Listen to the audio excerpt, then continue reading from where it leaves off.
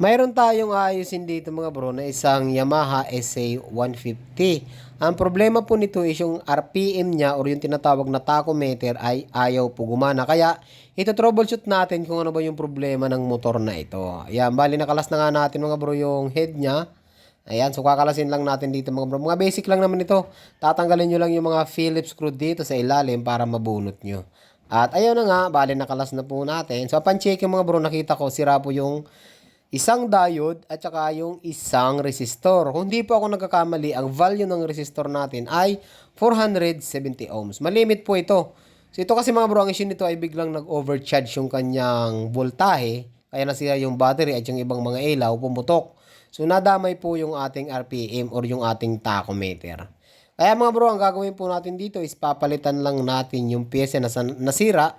Ayan. Tapos kung mapapansin nyo, yung sensor dito ng fuel gauge ay nasira din mga bro. Ayan o, kitang-kita nyo yung sunog, di ba? So dun sa mga naka-Yamaha SA, kung wala rin kayong tachometer, i-double check nyo lamang po ang parts na ito. Ito po yung malimit masira dito sa Yamaha SA. Ito po yung resistor na yan. So, correct me na lang mga bro kung mali ba ako. Pero sa pagkakaalam ko kasi nakapagpalit na ako nito before or dati mga bro, nakapagpalit na ako ng 470 ohms yata yung ano nito. Tapos, pwede natin to i-bypass mga bro. Ano? Ito naman, yung isa nito ay ito yung sa fuel sensor or yung sa fuel indicator natin. So, sumabog din. So, bali pagdidikitin lang natin. Ito naman mga bro ay matibay po ito. Okay, so mamaya update ko kayo mga bro kapag naayos natin yung problema ng motor na ito.